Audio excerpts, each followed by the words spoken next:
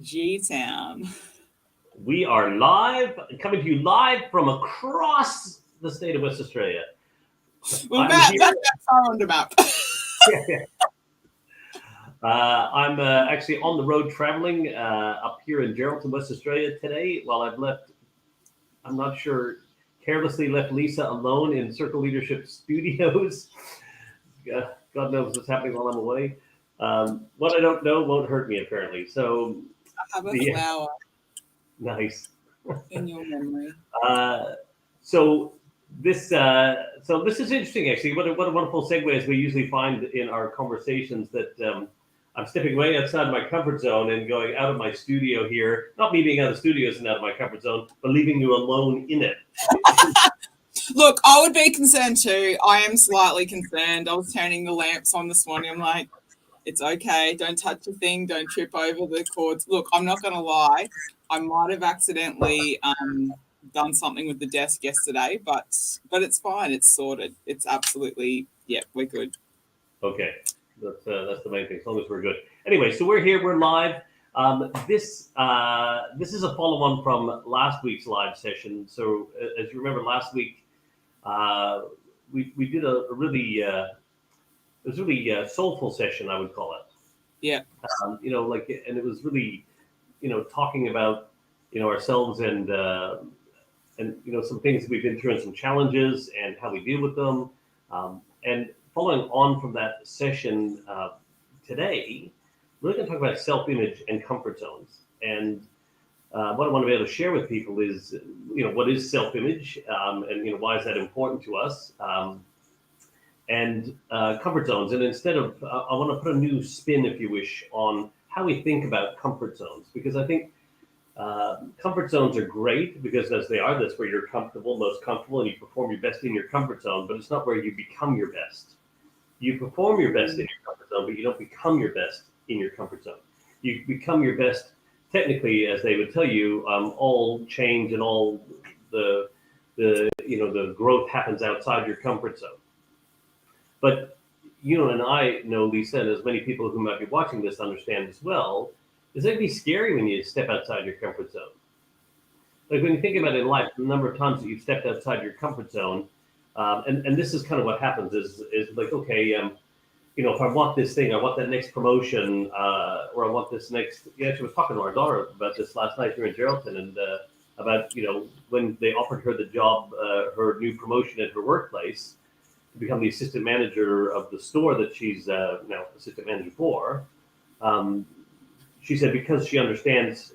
She said at first she felt like, oh, I don't know if I'm ready for that yet, and and it's a bit of a leap, and then of course she was fortunate enough to understand the self-image, and because she used to teach this stuff to younger kids when she was 15, and help them with their self-image and self-esteem and that. And she said, no, Dad, I just realized, like, you know what?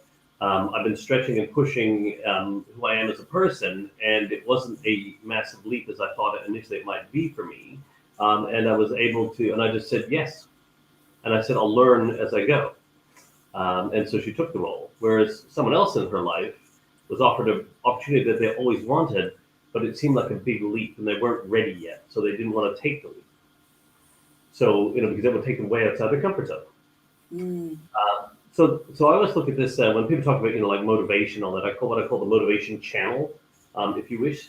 So if you imagine just on a simple graph where you have goals that are really massive, right? And they're so big, those goals that you set that are so big that like you're deer in the headlights when you think about them. The big, audacious ones. Yeah, well, even beyond audacious ones, like where people actually just sit there, they're totally unrealistic. You never fathom ever in your mind that you would be the person to be able to achieve it. But I want that, and so I'll set my goal for that.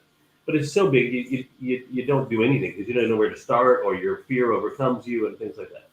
And then other people set some goals that are really small, and they're so small that there's no energy in them.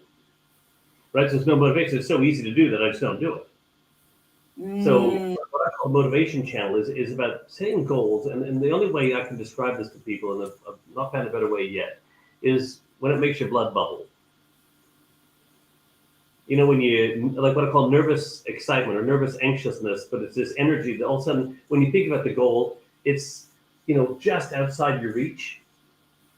But you know, if I stretch myself, I could reach out and I could probably grab it, right? Mm, You know, as a PT, it's the same thing when you're sitting there and you know, like I think I've done my 10 reps, and you're thinking, no, Dave, come on, you've got you know three more, and I'm going, I don't have three more, and you go, yes, you do, and like I'm pushing and pushing, and you're forcing me to stretch beyond what I thought was capable.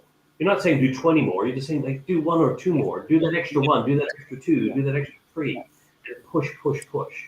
yeah. Um, and but if you said do an extra 10, my mind would go and collapse. Like that's way too big, right? So one is like, oh yeah, I can get one more, um, but I wouldn't do one more unless you told me to do one more, right? So as a PD and having that person there. So, but when you're in that motivation channel, it's when your blood's bubbling a little bit and your nervous anxiousness, and it's just, you know, it's just outside your reach. And it's not so small that you go, I could do that. You know, small goals, there's no energy. Please, people, if you're listening to this, small goals have no energy. And if there's no energy, there's no, that's the E in emotion, right? Emotion, energy in motion. There is no motion because there's no energy. But like elastic band, if I take a rubber band and I just hold onto it, there's no energy in it, right? But if I just dangle elastic band, there's no Yeah. energy in a rubber band. But then if I put my fingers and I stretch it, also there you go. So beautiful. If you stretch that out and you go, okay, now there's energy in that band, right?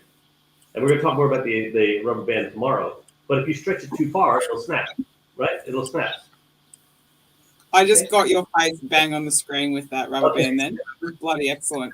Yeah, yeah, good one. Just We don't before we condone get that violence on into the show. this, hey? We don't condone that kind of violence on our show. No, that's right. Speaking of non-violence on our show, I need to ask, have you got the mouse and are you able to do that? Oh, I do, yes. Excellent. Hi, Gary. Thanks for joining. This is what happens when we leave Dave in charge of the mouse clicks. Yeah. But I'm not allowed to touch it. He's like, click this, and this, but don't touch anything. I'm like, come on, man. Like, I'm good. But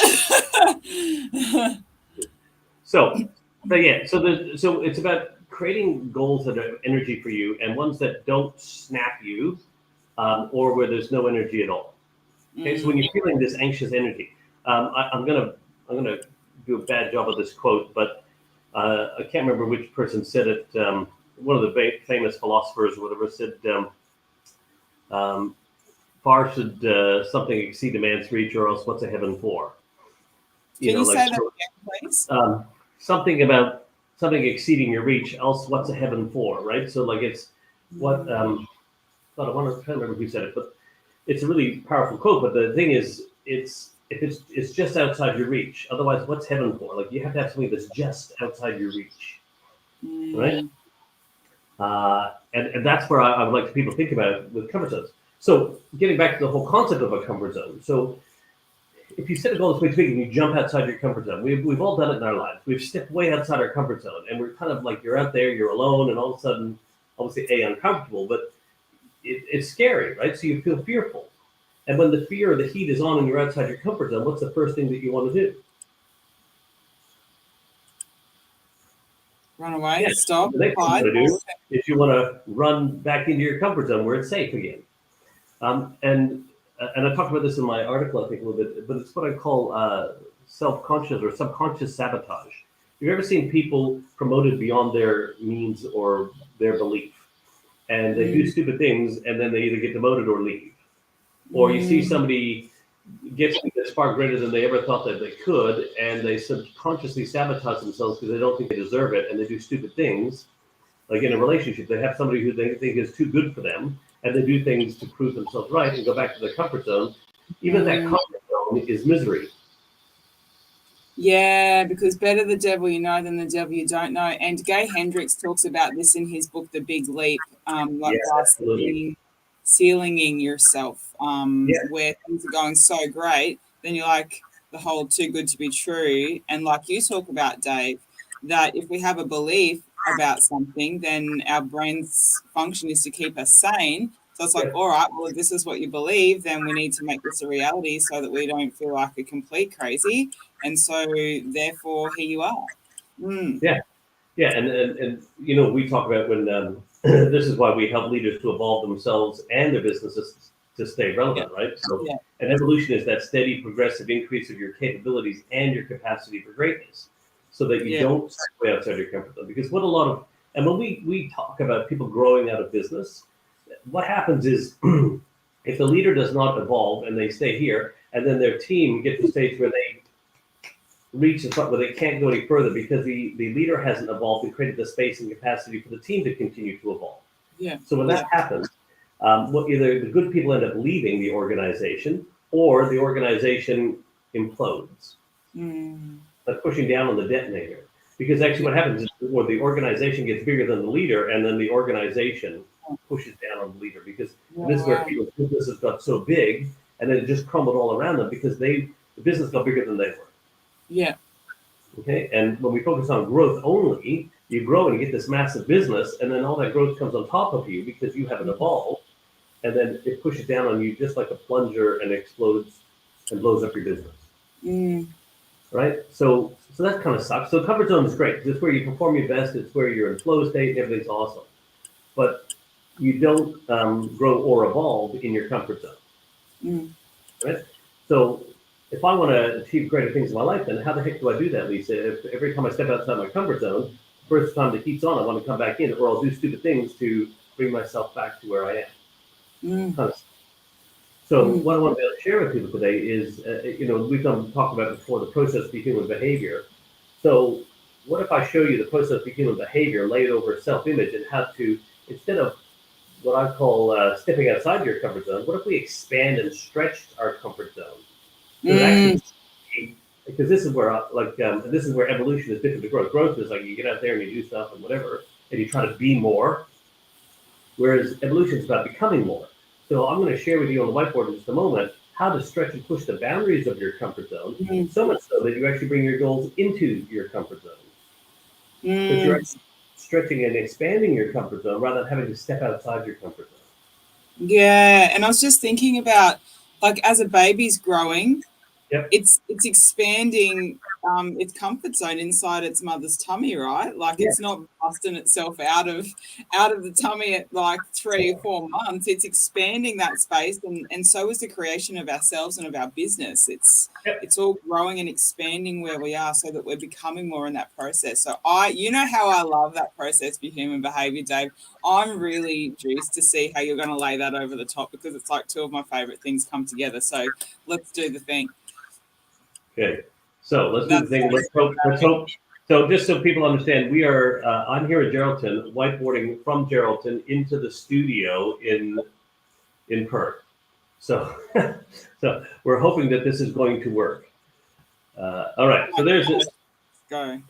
All right. So here we go. So please excuse the crudity of my artwork, but this is, let's just call this the picture of you. This is all about self-image here, right? So let's go here. Van Gogh exhibition, Eat Your Heart Out, I reckon. My pen is doing its thing again. Is it? Yeah, we're making you write like an artist too. All right, so this is our self-image.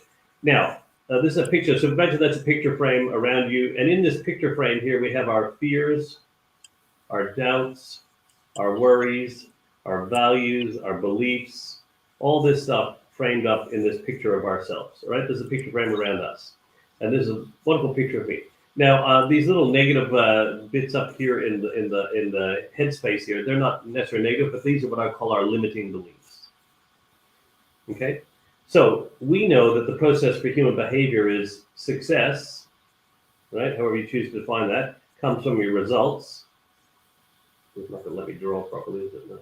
Results. You're from your, yeah, which comes from your behavior. And our behavior comes from our attitudes, how we think, and those things have been conditioned into us through a process of spaced repetition of a bunch of inputs. Mm-hmm.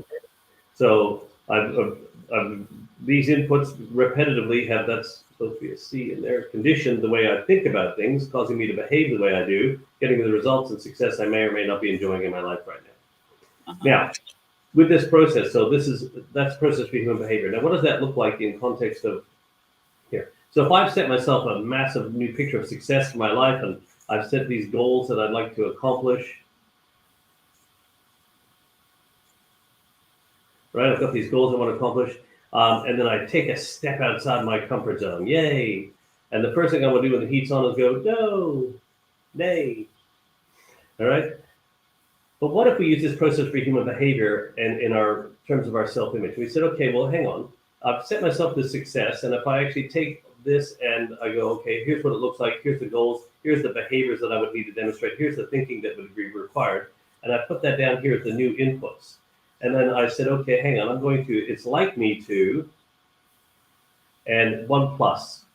And then I step out with the right behavior, and then I just slowly but surely start to push a little edge of my comfort zone. And then I do it again, and I go, well, hang on a second. It's really like me to do that, another plus. And then I step out again with action and just push a little. And then I do the same thing again, and plus. And then I step out. And I do the same thing again, and step out, and step out. And then what that ends up happening is the boundaries or edges of my comfort zone start to stretch, right? So much so that if I keep repeating this process, that all of a sudden I make my comfort zone so much bigger that it all fits inside. So the process for human behavior, this is how we expand our self-image, is the same thing. Is using that. So if I define all the things that success looks like, what my results are, and the behaviors I would need to demonstrate, and the thinking I would have, I use those as a new input. And every time I say, okay, hey, it's like me to do this. So I was with Corey this morning here, and he came out of the room, we're staying in the hotel here together, out of his room, and I'm sitting there doing my morning mantra, right? It's writing my thing that I do every morning.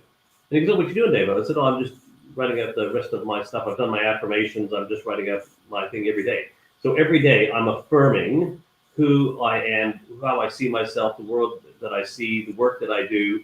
And then every day I step out with that and expand to become the leader that I need to become to lead a global organization. And then I'm just keep stretching and pushing and nudging the edges of my comfort zone. And this is how we expand our comfort zones instead of actually just making some giant ass leap way outside here and going, yay, I want to be this.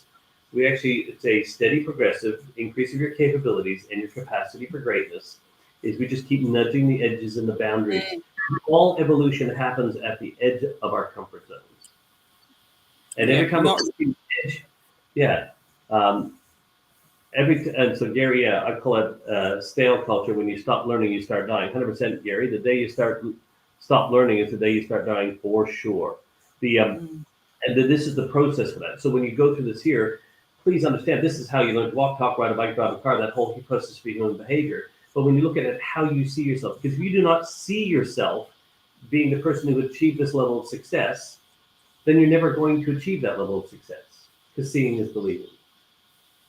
So what if you build this belief in you that it's like you to be that person who does the things to achieve the things? And this is where, the people talk a lot about, the fake it till you make it people, that wonderful fake it till you make it crowd. The fake it till you make it people are the ones who stand way out over here and lean against the Ferrari and say, send me $50 and I'll show you how to earn this Ferrari that I have here. Right? The difference between fake it till you make it is this is actually acting as if it's already true. It's about bringing this belief into reality. If I've identified this is what success looks like for me in my life and the goals and results I want to achieve and the behaviors and how I need to think, and every day I take action towards that, and I think positively about that and then put this through affirmation and belief about who I am and what I'm capable of, and take simple steps out with that, I will push the boundaries of my comfort zone. And I'm starting to act in accordance with the new truth that I've decided to have as the input for me. I'm not trying to fake anything. I'm acting in accordance with the new truth as I perceive it and believe it to be about who I am and what I'm capable of and achieving in my life and in this world. Right? So please understand that you do not need to fake it till you make it. You just need to start acting as if you're already the person that you choose to become. and And, it's just a process. and can I just jump in there as well, Dave? If I love this, it's just the little nudge. It's the next Yeah. step, the next step, the next step. If we're running 100 meters, we're not trying to jump from the start line to the finish line. It's the next step. And you hear, and you know, maybe there's merit in it. And you hear people saying, just go all in, burn your bridges, give yourself no leeway so that you have to show up, you have to be successful because your life and your family's welfare and all of that kind of stuff depends on it. Put yourself in the hurt locker so that you absolutely have to show up and do the thing.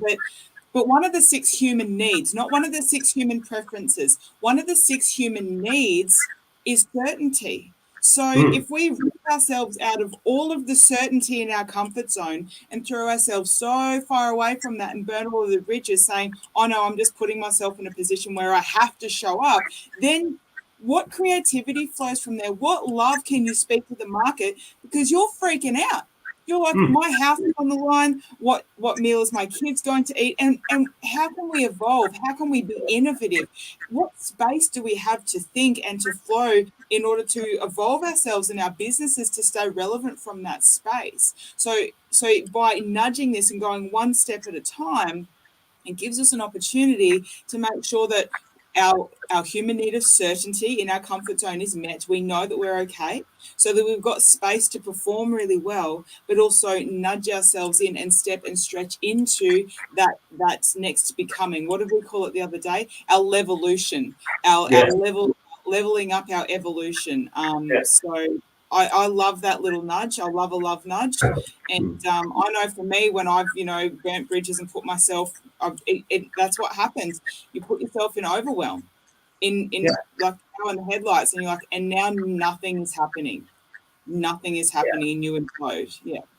And I think people take that burning the bridges concept out of context.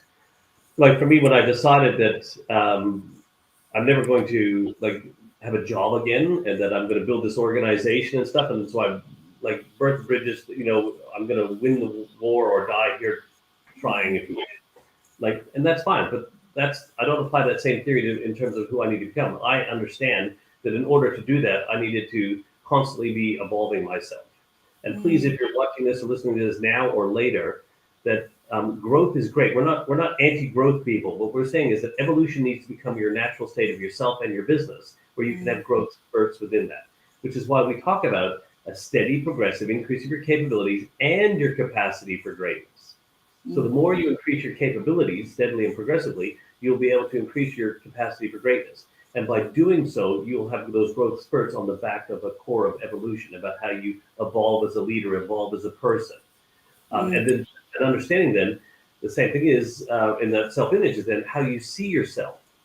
If you steadily, progressively increase how you see yourself, rather than trying to go, I see myself as this rock god now, and I'm not now, and then I try to act like one, and try to fake it and pretend like, it's not going to happen because it's just going to fall apart around you. But if You can't get there. No. So this is where you don't, I appreciate the concept of all growth happens outside of your comfort zone. Great. But evolution is pushing the boundaries of your comfort zone constantly, steadily, and progressively, so much so that you bring your goals into your comfort zone by expanding it around them, not having to step outside of it.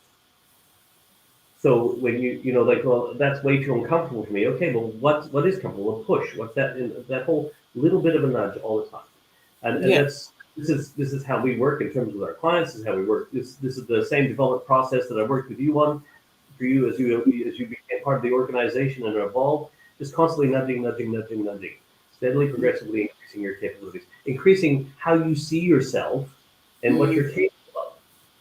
Right? Because this is my self-image, how I see myself. So if I see myself, any of you that are solopreneurs or entrepreneurs, or you're the independent person who runs your own business, but you visualize having this massive organization one day, well, then you need to start to see, whatever success looks like. What were the results of that? What behaviors would you demonstrate if you were that kind of leader? What attitude would you have? It's the same process that I went through, from going from 5 years ago as a solo entrepreneur to building an organization that is now global. right? And then I'm looking at, well, then who do I need to be leading that organization and constantly nudging and pushing my boundaries, And that right? nudge is getting a little bit stronger at the moment, is it not? It's like, Yes. all right, it's nudging, and we've got to step up. And this is the thing, folks. We're not saying don't. We're not saying stay in your comfort zone. The nudge is what's key here, because if you stay in your comfort zone and there's no nudging of the edges and you stay there, nothing's doing. That's called atrophying. And the only thing that's good if it ferments and goes stale is wine. But even then, at such time, it's not a great time. So it's all magic happens outside of your comfort zone, and the key is in the nudge, but also just staying inside your comfort zones and well inside of the boundaries of that as well. That's not, you're not evolving from that space. So No. the nudge is what's key here, not ripping yourself out of the comfort zone into something that's way too overwhelming. But it's the nudge that's key. It's not just please do hear us when we're saying. Then it's the nudge piece, not the just stay there and rest on your laurels and be like, oh no, I'm just going to stay here. Right. So let me just share one more thing with you. Like, at Circle Leadership, we love to work with complex models, right? Because you're such an amazing artist. Yeah, I'm trying to figure if I just write a little bit slower, it allows me to not write like Picasso.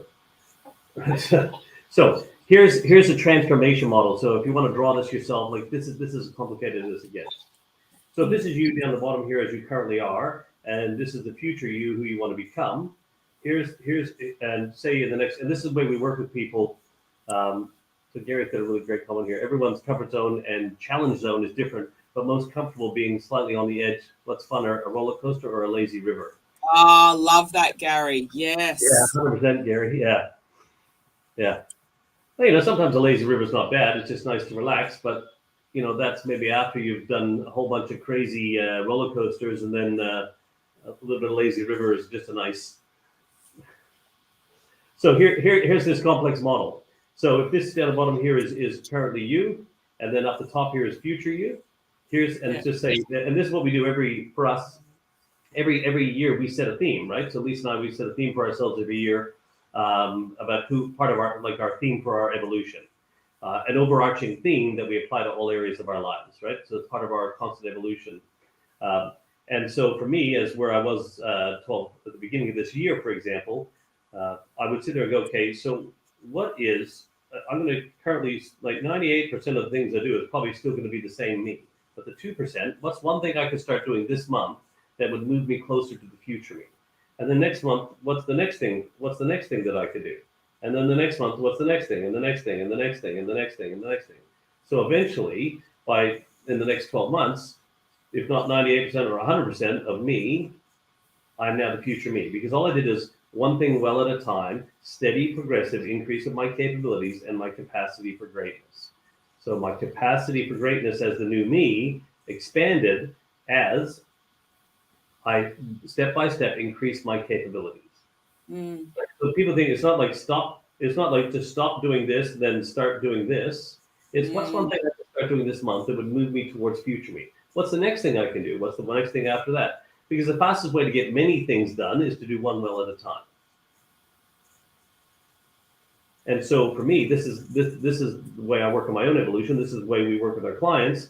What's step one? What's step two? What's step three? And then before you know it, actually what ends up happening is this curve actually in a lot of cases ends up accelerating.